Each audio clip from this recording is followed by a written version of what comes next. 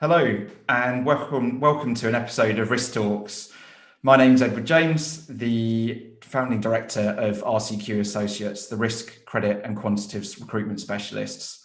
This week, I'm joined by Andrew Carr to discuss CV and interview advice, particularly from a credit perspective. Andrew is responsible for recruiting across EMEA for Fitch Ratings and previously worked in agency recruitment, so I felt he could offer some really valuable advice to others. Hello, Andrew. Welcome to the episode. Hi, Ed. Thanks for having me. My pleasure. So I guess we've really got two questions to cover, so we're keeping it pretty simple. In terms of the first question, if you could answer it, that would be amazing. So what advice would you give for anyone updating their CV? So, couple of key things to really bear in mind when doing that. First thing is you've got to remember that when your CV goes to a recruiter, whether that's at an agency or you're applying directly for a role, is the person who's going to be receiving that will also be viewing a lot of other CVs at the same time. And you want to make it as easy and simple for them to pick out your CV over everybody else's.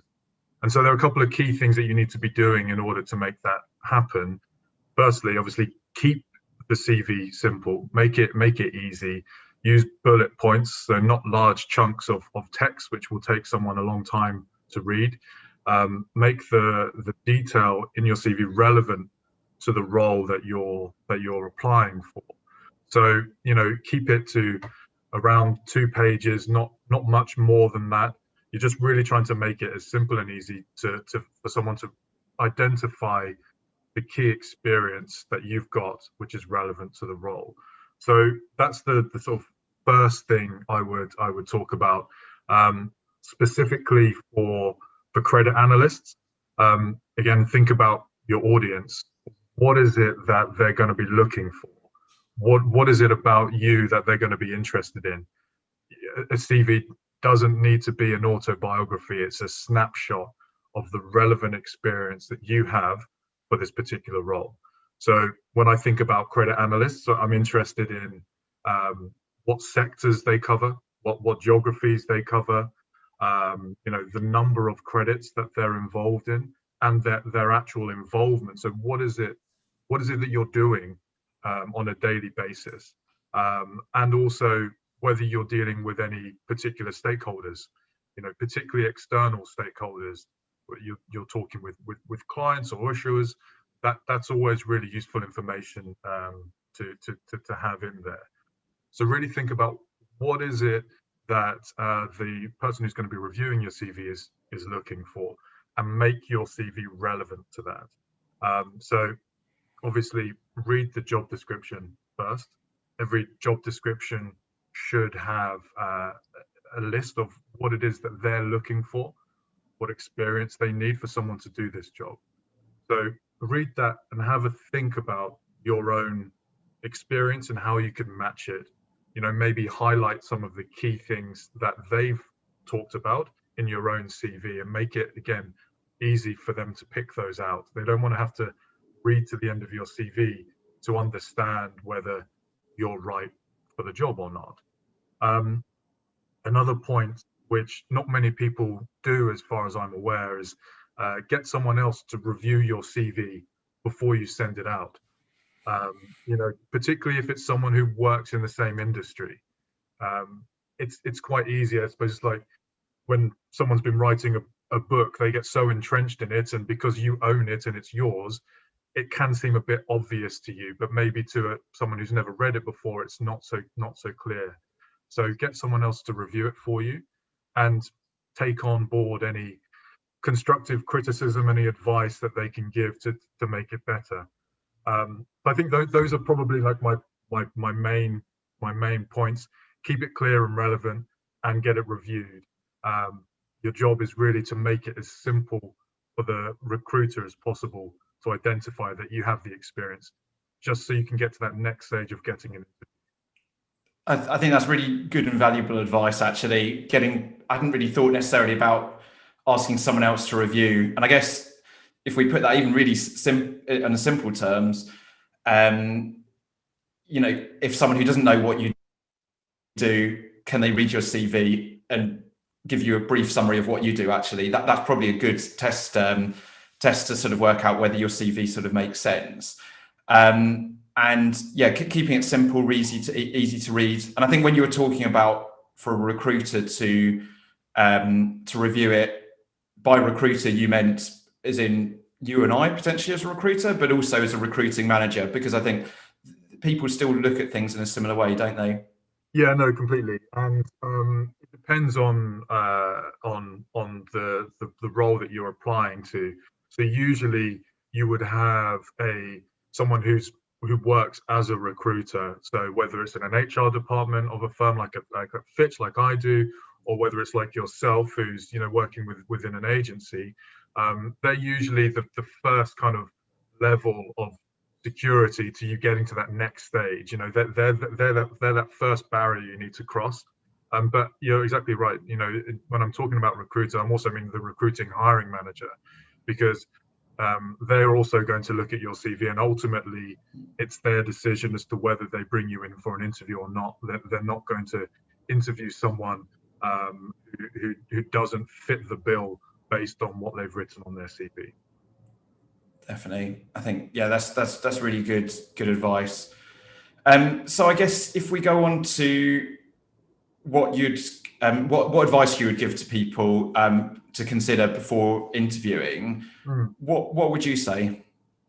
So my main advice is really just to be prepared. There are a lot of things that you can do to prepare yourself for an interview. You've done the hard part, which is getting the interview, but now you need to do the next hard part, which is getting through it. But fortunately, there is a lot of information that you can take in before you go into an interview. So, firstly, the job description, right? Make sure you've reread it, you understand what the role is and what it is that they're looking for. Have you thought about what questions they might want to ask you? So you've got the job description, you've got your CV. That's the information that they've got. So you can put yourself in their shoes and think about, okay, well, maybe they're going to want to talk about this particular piece of experience that I've got. So really question, put yourself in that scenario before you're in it, so you're ready for it when it comes round, and have examples lined up. So it's all well and good saying that you've done something, but they're going to want to dig into a bit more detail and really question that. So have some examples in mind that you can draw on in the interview. Research the interviewers, and also research what type of interview it's going to be. If it's a first stage interview, it's probably going to be more competency based. So again, I'll go back to thinking about the types of questions that they're going to ask. What have you worked in this particular scenario? What did you do? What was your involvement with this? Those are the kind of things they're going to be interested in. If it's going to be a more technical interview, which for us at least comes a little bit later on in the process, maybe do some refresher work on whatever technical stuff you're going to be tested on, so that you're prepared. Just going back to researching the interviewers, there is so much information on LinkedIn these days. It's a great tool for someone to go and look at the background of the interviewers. I always found it very useful to see where they've come from, what type of roles they've worked in before. You want to go into that interview with more information than you need. Obviously, you don't want to stalk somebody, but you don't want it to come across like that at all. But showing an interest, it just proves motivation for the interviewers when they're looking at that. And just again, specifically on the analytical side, a lot of companies these days, including Fitch, publish a lot of material. So on our website, we list all of our criteria that are used in the credit analysis for a particular area. So if it's financial institutions, it's all there. You can go and read it. It's quite long and detailed, but if you can at least scan through that and prove some evidence that you've made the effort to review that information, that goes a long way, and again just proves you're interested in the opportunity, and you've done the background. So those, I suppose, are kind of my key points, other than turn up on time and dress appropriately, which I think most people do anyway.